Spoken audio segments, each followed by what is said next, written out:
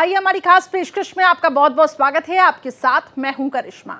America दुनिया की सबसे बड़ी सैन्य और आर्थिक शक्ति बनी हुई है। वहां पर सत्ता परिवर्तन का मतलब है पूरा दुनिया एक के एक नए बदलाव से गुजरेगी।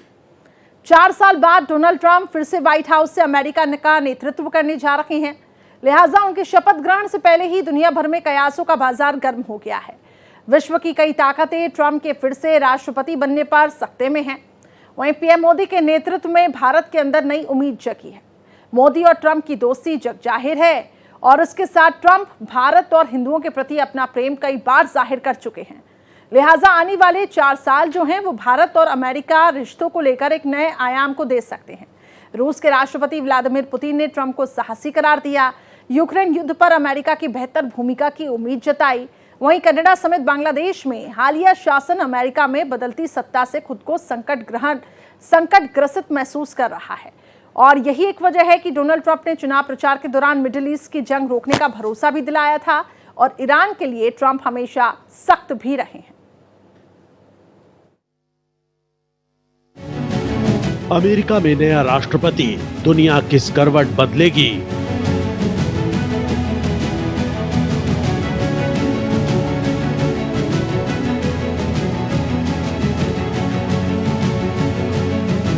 यूएसए सुपर पावर, बॉस बदलने से वर्ल्ड पर असर।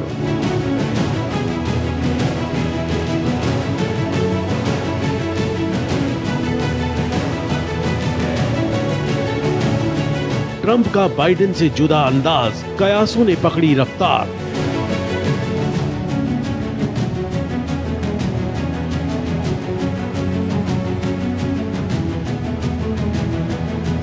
मोदी ट्रंप में दोस्ती, इंडिया यूएस रिश्तों में नई उम्मीद जगी।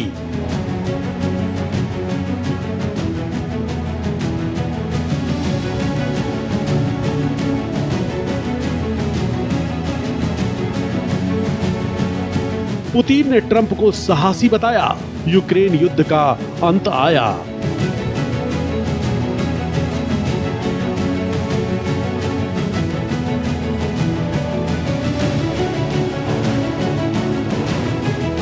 बांग्लादेश में बड़ी हलचल, हसीना खुश, यूनुस की मुश्किल।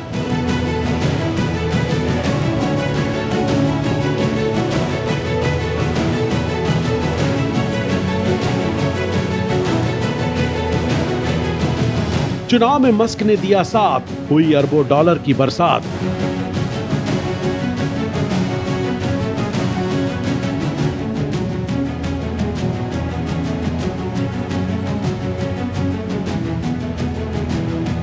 कनाडाई पीएम ट्रूडो चिंतित, ट्रंप के इरादे दिख रहे हैं सख्त।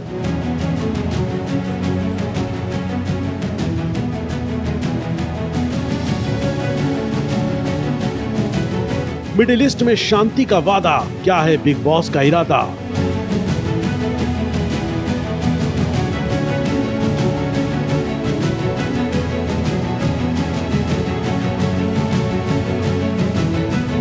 चीन पाक पर मंडराए बादल, ट्रेंड वार, लताड़ का फिर संकट।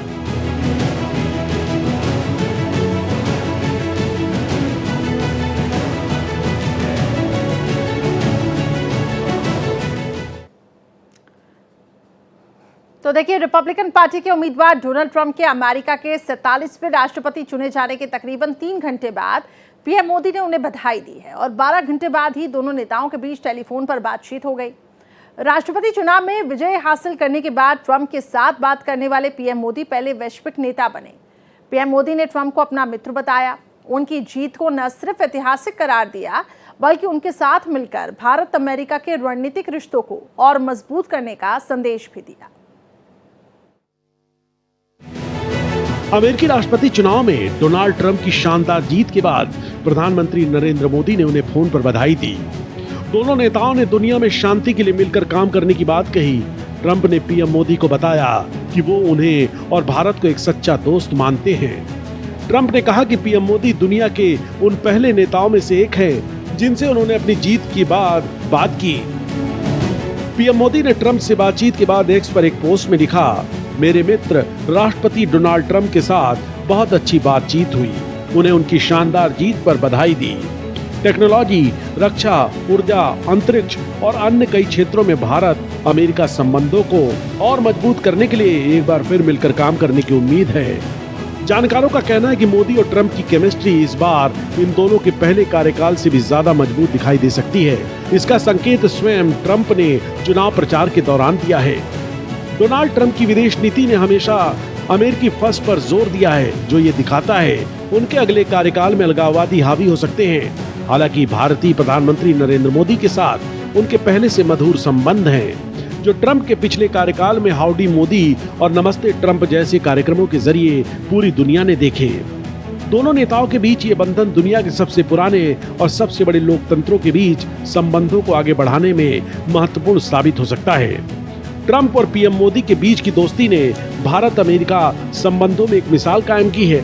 मोदी और ट्रंप दोनों ही व्यापार समर्थक रुख और आर्थिक विकास पर ध्यान केंद्रित करने की विचारधारा रखते हैं।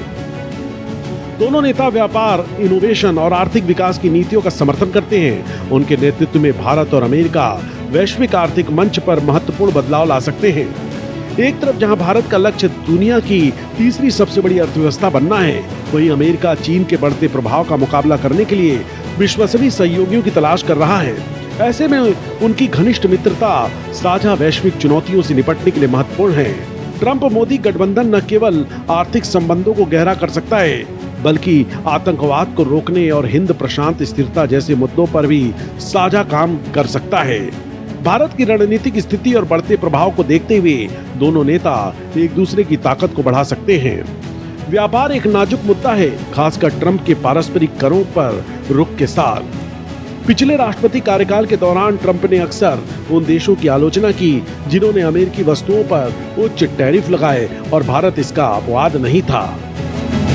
कुछ अमेरिकी वस्तुओं पर भारत के टैरिफ लंबे समय से ट्रंप के लिए विवाद का विषय रहे हैं। भारत के लिए टैरिफ में बढ़ोतरी आईटी, फार्मास्यूटिकल्स और टेक्सटाइल जैसे उद्योगों के लिए चुनौती बन सकती हैं, जो अमेरिकी बाजार पर निर्भर हैं। हालांकि अगर ट्रंप पिछली आर्थिक रणनीति पर चलते हुए चीन से अलग होने पर जोर देते हैं, तो इससे भारत को फायदा हो सकता है। अगर दोनों नेता इमिग्रेशन पर कोई समझौता करने में सफल हो जाते हैं, तो ये भारत अमेरिका सहयोग में एक नया अध्याय जोड़ सकता है। भारत अमेरिकी टेक इंडस्ट्री के लिए वर्कफोर्स के सबसे बड़े स्रोतों में से एक है और एक अनुकूल नीति दृष्टिकोण दोनों देशों के टेक्निकल फील्ड के बीच निरंतर तालमेल सुनिश्चित कर सकता है। आतंकवाद का मुकाबला करना ट्रंप और मोदी के लिए साझा हित का क्षेत्र रहा है। ट्रंप मोदी साझेदारी आतंकवादी खतरों का मुकाबला करने और चरमपंथ से निपटने के लिए संयुक्त प्रयासों को मजबूत कर सकती है। मोदी ने लंबे समय से आतंकवाद पर एक सख्त रुख की वकालत की है और विदेश नीति के प्रति ट्रंप का बेबाक दृष्टिकोण आतंकवादी नेटवर्क से निपटने में समन्वित प्रयासों को जन्म दे सकता है, जिससे क्षेत्रीय स्थिरता को लाभ होगा। ट्रंप की अलगाववादी विदेश नीति और मोदी का व्यापार समर्थक रुख भारत अमेरिका संबंधों के लिए थोड़ा जटिल है। अंतर्राष्ट्रीय समझौतों में अमेरिकी भागीदारी को कम करने पर ट्रंप का ध्यान मोदी के वैश्विक रूप से जुड़े भारत के दृष्टिकोण के विपरीत है। फिर भी दोनों नेता आर्थिक विकास और राष्ट्रीय संप्रभुता को महत्व देते हैं और वे साझा चिंताओं को दूर करने के लिए साझा प्रयास कर सकते हैं। आने वाले सालों में मोदी और ट्रंप प्रत्येक राष्ट्र की नीतिगत स्वतंत्रता का सम्मान करते हुए आर्थिक संबंधों को मजबूत करने की दिशा में संतुलन खोजने पर ध्यान केंद्रित कर सकते हैं। व्हाइट हाउस में ट्रंप की वापसी और भारत में मोदी का निरंतर नेतृत्व भारत अमेरिका संबंधों के लिए अवसर और चुनौतियां दोनों प्रस्तुत करता है। तो रूसी राष्ट्रपति व्लादिमीर पुतिन ने डोनाल्ड ट्रंप को चुनाव जीतने पर बधाई दी। डोनाल्ड ट्रंप की जीत को अमेरिका इतिहास में किसी नेता की सबसे बड़ी राजनीतिक वापसी माना जा रहा है। अमेरिकी चुनावों के नतीजों पर अपनी पहली सार्वजनिक टिप्पणी में अब राष्ट्रपति पुतिन ने यह कहा कि वो डोनाल्ड ट्रंप से बात करने के लिए तैयार है। उन्होंने अमेरिका रूस संबंधों को बहाल करने और यूक्रेन में युद्ध को समाप्त करने की दिशा में भी काम करना जरूरी बताया। वहीं ट्रंप की व्हाइट हाउस में वापसी से अब बांग्लादेश के हालिया शासन में बेचैनी बढ़ने लगी है। निर्वासन में रह रही प्रधानमंत्री शेख हसीना को नई उम्मीद अब जगी है। देखिए, रूस के राष्ट्रपति व्लादिमीर पुतिन ने यूक्रेन में रूस की हार चाहने के लिए अमेरिका की निंदा की थी, लेकिन समय बदला, राष्ट्रपति बदला, तो अब रूसी राष्ट्रपति व्लादिमीर पुतिन ने अमेरिकी चुनाव जीतने पर डोनाल्ड ट्रंप को बधाई दी है और अपने तेवर नरम करते हुए कहा है कि वो अमेरिका के अगले राष्ट्रपति से बात करने के लिए तैयार हैं। पुतिन ने ट्रंप को साहसी व्यक्ति बताया और कहा कि अपने पहले कार्यकाल में उन्हें हर तरफ से परेशान किया गया था। पुतिन ने ट्रंप पर हुए हमले का भी जिक्र किया। उन्होंने कहा, ट्रंप ने गोली लगने के बाद खुद को संभाला, ये बहुत साहसी तरीका था। उन्होंने एक मर्द की तरह व्यवहार किया। ट्रंप ने चुनावी अभियान के दौरान कई बार यूक्रेन जंग को खत्म करने का वादा किया था। इस बार पुतिन ने कहा, उनकी बात पर ध्यान दिया जाना चाहिए, मैं उनसे बात करने को तैयार हूँ। इससे पहले ट्रंप ने भी एक इंटरव्यू में कहा था कि वे पुतिन से बात करेंगे। यूक्रेन में युद्ध के मामले में ट्रंप कीव और मॉस्को को युद्ध विराम के लिए मजबूर करने की कोशिश कर सकते हैं। इसे लेकर कोई स्थायी समझौता भी हो सकता है। इसमें रूस के कब्जे वाले क्षेत्रों के लिए एक व्यवस्था होगी, जहां 2014 में क्रीमिया का विलय और फरवरी 2022 में यूक्रेन पर आक्रमण के बाद से कब्जा किए गए क्षेत्र शामिल हैं। संभावना है कि ट्रंप भविष्य में यूक्रेन को नाटो का सदस्य बनने से रोकने के लिए रूसी राष्ट्रपति पुतिन की मांगों को स्वीकार कर लेंगे। नाटो के प्रति ट्रंप के नकारात्मक रवैये के मद्देनजर ये कीव के यूरोपीय सहयोगियों पर भी महत्वपूर्ण दबाव होगा। ट्रंप एक बार फिर यूरोपीय देशों को यूक्रेन के मुद्दे पर पुतिन के साथ समझौते पर हस्ताक्षर करने के लिए गठबंधन छोड़ने की धमकी दे सकते हैं। वहीं शेख हसीना ने अमेरिकी राष्ट्रपति चुनाव में जीत पर डोनाल्ड ट्रंप को बधाई संदेश दिया है। बधाई संदेश में शेख हसीना ने खुद को बांग्लादेश का प्रधानमंत्री बताया है। इस बयान के बाद बांग्लादेश में शेख हसीना को लेकर अचानक हलचल तेज हो गई है। अवामी लीग के पत्र में हसीना ने ट्रंप के असाधारण नेतृत्व गुणों की तारीफ की और उम्मीद जताई कि बांग्लादेश और अमेरिका के बीच द्विपक्षीय संबंध मजबूत होंगे। पत्र में कहा गया, बांग्लादेश अवामी लीग की अध्यक्ष शेख हसीना ने अमेरिका का 47वां राष्ट्रपति चुने जाने पर डोनाल्ड जे ट्रंप को बधाई दी है। शेख हसीना ने प्रधानमंत्री के रूप में डोनाल्ड ट्रंप और मेलानिया ट्रंप के साथ अपनी बैठकों और बातचीत को मधुरता से याद किया। उन्होंने दोनों देशों के द्विपक्षीय और बहुपक्षीय हितों को आगे बढ़ाने के लिए फिर से मिलकर काम करने की अपनी प्रतिबद्धता व्यक्त की। बता दें, बांग्लादेश में सरकार विरोधी एक बड़े प्रदर्शन के बाद इसी साल 5 अगस्त को शेख हसीना ने देश छोड़ दिया था और भागकर भारत आ गई थी। बांग्लादेश में सरकारी नौकरियों में आरक्षण को खत्म करने को लेकर शुरू हुआ छात्रों का आंदोलन कई सप्ताह बाद भड़क गया था। ढाका की सड़कों पर हजारों छात्र प्रदर्शनकारी उतर आए थे। शेख हसीना के जाने के बाद प्रदर्शनकारी उनके आधिकारिक आवास में घुस गए थे। शेख हसीना के डोनाल्ड ट्रंप को बधाई संदेश में खुद को प्रधानमंत्री कहे जाने पर भारतीय विदेश मंत्रालय से यही सवाल पूछा गया। इस पर विदेश मंत्रालय के प्रवक्ता रणधीर जायसवाल ने बताया, भारत शेख हसीना को पूर्व प्रधानमंत्री मानता है और इस पर अपनी स्थिति स्पष्ट कर चुका है। शेख हसीना ने कथित तौर पर खुद को बांग्लादेश से हटाए जाने के पीछे वर्तमान जो बाइडेन प्रशासन के होने का आरोप लगाया था। हालांकि उनके बेटे सजीव वाजिद ने रिपोर्ट को खारिज किया था। शेख हसीना ने प्रधानमंत्री रहते हुए भी अमेरिका पर उनके खिलाफ तख्तापलट का आरोप लगाया था। उन्होंने बिना नाम लिए कहा था कि एक देश ने उनसे कहा है कि अगर वे सेंट मार्टिन द्वीप दे देती तो वह बांग्लादेश की सत्ता में उन्हें रहने देगा। ट्रंप के कमबैक से बांग्लादेश की पूर्व प्रधानमंत्री शेख हसीना को भी अपनी वापसी की उम्मीद है। शेख हसीना और अवामी लीग के नेताओं का मानना है कि बाइडेन सरकार ने उनका तख्ता पलट कर दिया। अब उन्हें उम्मीद है कि ट्रंप के आने से यूनूस का तख्ता पलट भी हो सकता है। अमेरिकी राष्ट्रपति भवन व्हाइट हाउस में ट्रंप की वापसी उनके प्रमुख समर्थकों में से एक एलन मस्क के लिए भी खास बन सकती है। अमेरिकी चुनाव के नतीजे आने के बाद दुनिया के सबसे अमीर शख्स एलन मस्क ने फ्लोरिडा में ट्रंप के रिजॉर्ट में उनके साथ ही चुनावी रात बिताई है। पाम बीच कन्वेंशन सेंटर में अपने विजय भाषण में ट्रंप ने भी मस्क की प्रशंसा की और उनकी कंपनियों में से एक स्पेसएक्स के बनाए रॉकेट की सफल लैंडिंग का भी जिक्र किया। बता दें, दुनिया की सबसे बड़ी इलेक्ट्रिक कार मेकर टेस्ला के मालिक ने मौजूदा राष्ट्रपति चुनाव में डोनाल्ड ट्रंप को जिताने के लिए अपना सब कुछ झोंक दिया। अमेरिकी चुनाव आयोग का डेटा बताता है कि एलन मस्क ने ट्रंप के सपोर्ट में बनी राजनीतिक समिति को करीब $119 मिलियन का डोनेशन दिया। ट्रंप को जीतने पर मस्क को इसका इनाम भी मिला। टेस्ला के शेयर 15% की बढ़त के साथ बंद हुए। मस्क के पास टेस्ला के 411 मिलियन शेयर हैं। उनका शेयर $15 बिलियन से अधिक बढ़ गया। ये ट्रंप के लिए डोनेट किए गए $119 मिलियन पर 12,761% रिटर्न के बराबर है। टेस्ला के शेयर इस साल अब तक सिर्फ 1% बढ़े थे। ऐसे में जाहिर है कि मस्क का निवेश बेमानी नहीं रह गया। उम्मीद है कि मस्क को ट्रंप के प्रशासन में जगह मिल सकती है और वो किसी आयोग का नेतृत्व कर सकते हैं। एलन मस्क को टैक्स कटौती का भी लाभ मिल सकता है। ट्रंप निगमों और अमीरों के लिए कम टैक्स बनाए रखने के बारे में मुखर रहे हैं। ट्रंप की जीत से मस्क की कंपनियों को भी कई तरह की छूट मिल सकती है। मस्क की कंपनी स्पेसएक्स को सबसे ज्यादा लाभ मिल सकता है। आइए अब आगे बढ़ते हैं। आपको बताते हैं कि डोनाल्ड ट्रंप के अमेरिका के चुनाव में जीत दर्ज करने के बाद आखिर कनाडा को व्यापार को लेकर डर सताने क्यों लगा है। दरअसल कनाडा के राष्ट्रपति जस्टिन ट्रूडो ने व्यापार को लेकर एक समिति का गठन किया और चुनाव की स्पीच के दौरान ट्रंप ने टैरिफ बढ़ाने का प्रस्ताव दिया था। कनाडा 75% अमेरिका को निर्यात करता है और अपनी अर्थव्यवस्था को लेकर वो इस समय चिंतित है। ट्रंप की जीत पश्चिम एशिया, चीन समेत बाकी दुनिया के लिए भी कई मायनों में बेहद खास है। देखिए, अमेरिका में एक बार फिर डोनाल्ड ट्रंप की सत्ता कायम होने जा रही है। इसके बाद से कनाडा के प्रधानमंत्री जस्टिन ट्रूडो में डर बढ़ गया है। कनाडा 75% एक्सपोर्ट को लेकर अमेरिका पर निर्भर है। इसी के चलते ट्रूडो में टैरिफ को लेकर डर बढ़ गया है। जस्टिन ट्रूडो डोनाल्ड ट्रंप के जीत हासिल करने के बाद कनाडा अमेरिका के संबंधों को लेकर एक विशेष कैबिनेट समिति का गठन कर रहे हैं। बता दें, ट्रंप ने अपने पहले कार्यकाल के दौरान जस्टिन ट्रूडो को कमजोर और बेईमान कहा था। हालांकि दोनों देशों के बीच संबंध करीबी बने रहे। हाल ही में चुनाव अभियान के दौरान डोनाल्ड ट्रंप ने विदेशी सामान पर 10% से 20% तक टैरिफ लगाने का प्रस्ताव दिया था और कुछ भाषणों में इससे भी अधिक टैरिफ लगाने की बात सामने रखी थी।